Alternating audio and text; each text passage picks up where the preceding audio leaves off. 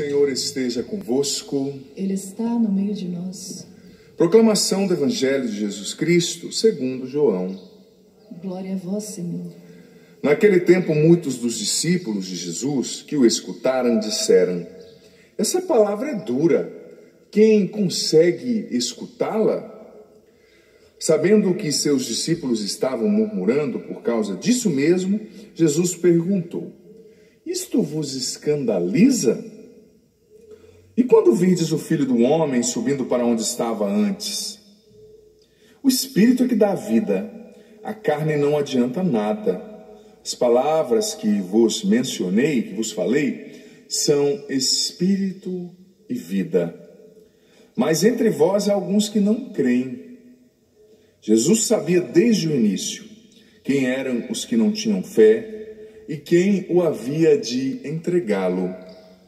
E acrescentou: é por isso que eu vos disse, ninguém pode vir a mim, a não ser que lhe seja concedido pelo Pai.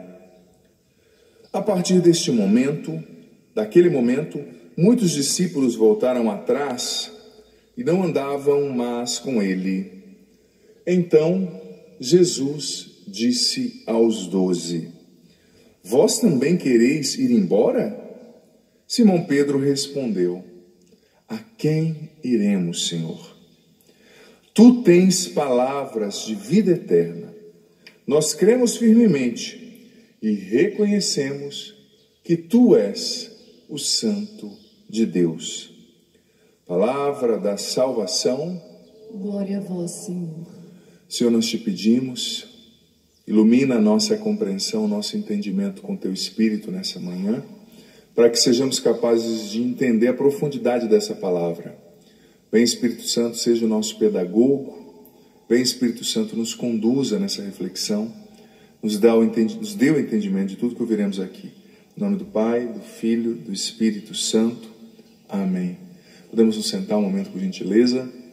Você aqui presente, você em casa nos acompanhando.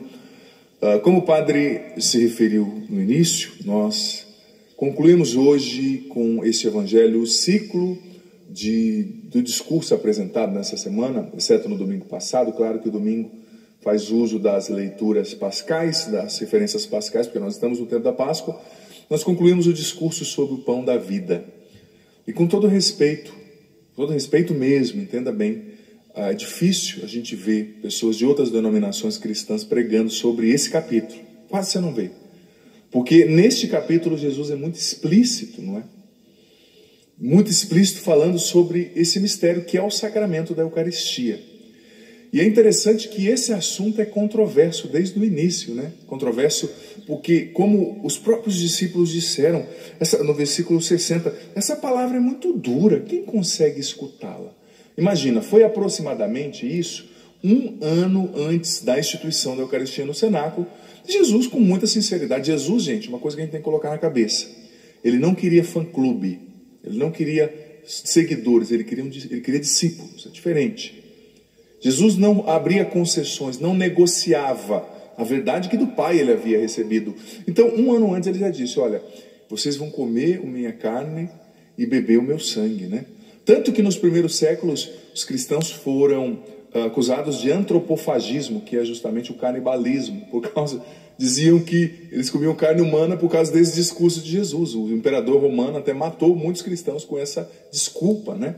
Mas era muito duro ouvir isso, né? Vocês vão comer a minha carne, vocês vão beber o meu sangue. Mas Jesus disse depois, viu que alguns discípulos ali, não do número mais próximo dos 12, decidiram ir embora. E Jesus perguntou para os 12, vocês querem ir embora também? Podem ir. Eu estou revelando a verdade do céu, que eu ouvi do Pai.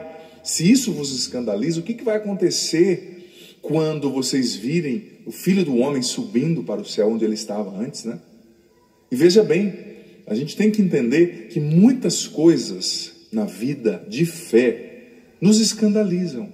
Ou seja, são escandalizar, a palavra vem do grego, quer dizer também pedra de tropeço, né? Muitas coisas a gente não entende. Por quê? Porque não cabe na nossa cabeça. Muita coisa não cabe na nossa cabeça. São os mistérios da vida, né? Os mistérios presentes nos sofrimentos, nas perdas, os mistérios presentes nas injustiças, nas perseguições que nós vivemos, não é? Mas aqui está a nobreza da fé e o salto da fé. É por isso que hoje é sábado, né, que nós lembramos com tanto carinho, veneramos a memória da Virgem Maria, porque Nossa Senhora soube fazer esse salto da fé, diante de algo que ela não entendia, algo que excedia a sua capacidade humana de processar, de compreender. Ela só disse: faça-se. Eu não entendo como que eu vou engravidar se eu não conheço, né, o meu marido, não tive nenhuma relação com o meu marido. Eu não entendo como que eu vou ser a mãe de Deus. Imagina, uma adolescente, ela tinha aproximadamente 14 anos, quando o anjo apareceu a ela dizendo: Deus te escolheu para ser a mãe do Salvador. E ela disse simplesmente: olha, faça-se. Ou seja, eu não entendo, mas eu confio. Eu não entendo, mas eu me rendo. Eu não entendo, mas eu aceito que Deus sabe mais do que eu. Qual que é a pretensão de nós humanos quando nós vivemos uma crise de fé? Muitas vezes, inconscientemente, nós estamos dizendo: Senhor, o Senhor não fez do jeito que eu aprovo, então o Senhor não é bom. Ou seja, a medida somos nós mesmos, não é o céu, não é Deus. E isso é uma atitude idolátrica. Todas as vezes que eu me coloco no trono e tiro Deus, eu estou cometendo o pecado da idolatria. Mas muitas vezes as nossas crises é impulsionada por essa idolatria. Eu quero que caiba na minha cabeça. Eu quero que Deus faça do jeito que eu aprovo. Mas, gente, isso é uma petulância, né? Quem é Deus nesse negócio, né? Quem é o barro e quem é o oleiro? Deus é o oleiro, nós somos o barro. A nós cabe essa humildade de Nossa Senhora. Talvez hoje, filho, filha, você aqui, você em casa, existam coisas na sua vida diante das quais você precisa somente dizer: faça-se, Senhor, faça-se.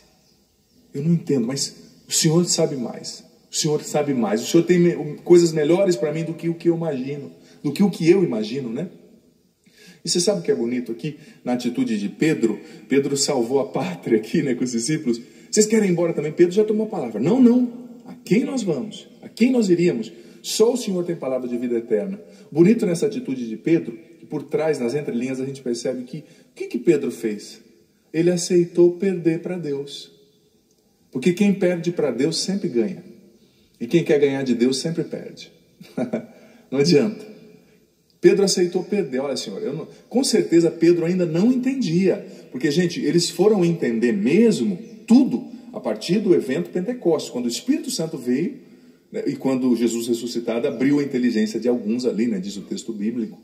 Mas em Pentecostes o Espírito Santo fez com que eles se lembrassem, com que eles compreendessem. Eles não entendiam tudo. Mas Pedro disse: eu aceito perder, Senhor. Todas as vezes que você quer ganhar de Deus, você perde. Todas as vezes que você aceita perder para Deus, você ganha.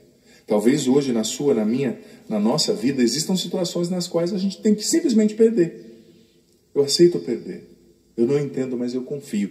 E é interessante que quando Santo Tomás de Aquino, na terceira parte da Suma Teológica, na questão 79, ele fala sobre o mistério do corpo e do sangue do Senhor e os efeitos disso na nossa vida, né? E uma coisa bonita que Santo Tomás explica, que está no Catecismo também, número 1382 e 1367, é que na Eucaristia, nesse mistério de cada missa que acontece sobre o altar, transubstanciação, o pão e o vinho que se tornam corpo e sangue, em cada missa, o sacrifício de Cristo se atualiza, ou seja, em cada missa Jesus está instituindo de novo a Santa Ceia, morrendo na cruz e ressuscitando. E de onde vem a cura do mundo, a salvação do mundo, senão do sacrifício redentor de Cristo? Então, em cada missa, o mundo está sendo salvo de novo. Em cada missa, os pecados estão sendo redimidos de novo. Em cada missa, as portas do céu estão sendo abertas de novo, para mim e para você. Que mistério fantástico. E Santo Tomás questionava nessa parte da Suma Teológica, e eu trago esse questionamento para mim, em primeiro lugar, porque eu presido, né? E para os irmãos, os filhos e filhas que celebram a Eucaristia, que participam. Como nós participamos da Eucaristia? São João Paulo II falava na Ecclesia de Eucaristia, na encíclica bonita, sobre a participação ativa que gera frutos de salvação, de santidade. Como eu e você participamos da missa? Nós participamos com atenção, nós participamos com o coração inteiro, ou a nossa cabeça está em 15 lugares ao mesmo tempo, né? Às vezes acontece. Já está aqui pensando na água do feijão, né, que você tem que fazer, pensando: nossa, pai, vai vir minha sogra em casa hoje, está difícil. Claro que a cabeça nossa é uma máquina de pensar, mas na Eucaristia a gente precisa estar inteiro, a gente precisa querer participar bem da Eucaristia. Eu sei que às vezes nós que presidimos não facilitamos tanto, né, os padres. Peço sempre a Deus antes de celebrar uma missa, Senhor, que eu ajude, se eu não ajudar, que eu não atrapalhe quem está participando a participar bem, né? Mas não obstante o padre que presida, não obstante o que esteja acontecendo, é a salvação acontecendo, é a redenção se atualizando. É o mundo sendo salvo de novo. E eu acho tão bonito, um dia, eu contei esses dias numa pregação, tinha uma senhora que eu acompanhava em São Paulo, bem de idade, era avó na verdade, tinha um filho, um neto nas drogas, era avó, mãe, não me lembro. E ela sempre dizia, padre, quando o Senhor levanta o cálice, eu sempre digo para Jesus, Senhor, eu coloco o meu neto aí dentro do teu cálice, para que o Senhor lave com sangue precioso, para que o Senhor liberte do vício. E eu achava tão bonita, eu falava, aquela senhora na simplicidade entendeu tudo. De fato é isso que acontece. Em cada Eucaristia, a cura, porque não é do sacrifício de Cristo que nasce a cura, a libertação, a salvação, a redenção. O livro do profeta Isaías, pelas suas chagas somos curados, né? Então, em cada missa, eu tenho que ser também esse intercessor apresentando as situações da família, os familiares, os doentes, mas também querendo ser inteiro, querendo participar, querendo ser lavado por esse sangue. Em cada missa, filho, filha, eu e você estamos aos pés da cruz e o sangue está jorrando sobre nós. Cabe a nós usufruir com propriedade desse momento e deixar que o Senhor de fato nos redima mais uma vez. A redenção é bonita, que ela aconteceu na cruz, mas o Senhor permitiu que ela continuasse acontecendo na história. Por quê? Porque a gente precisa cada dia ser redimido, ser salvo por Cristo de novo.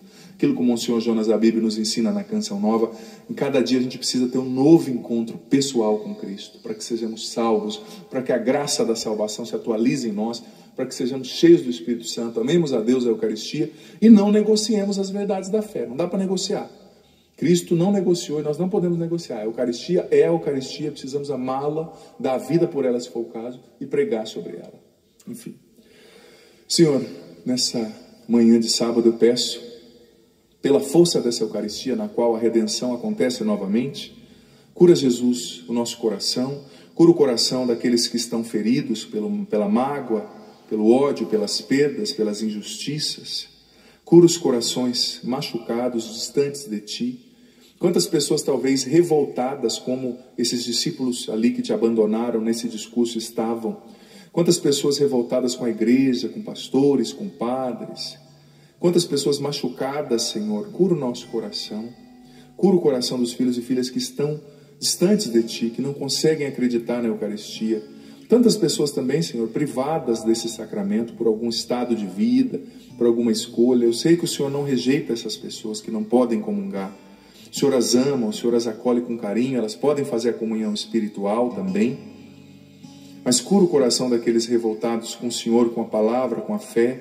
Sim, Senhor, nós não vamos encontrar na Bíblia o que a gente quer ouvir. Nós vamos encontrar a verdade que salva. Dá-nos docilidade, dá-nos humildade. Nós aceitamos perder para o Senhor, Jesus. Porque perder para o Senhor é ganhar. Nós aceitamos perder. Derrama sobre nós o Teu Espírito nessa manhã. Dá-nos o entendimento de tudo que ouvimos aqui. E dá-nos a graça de amar cada vez mais esse sacramento fantástico, que é a Eucaristia, de dar vida por ele, se for o caso. Louvado seja nosso Senhor Jesus Cristo.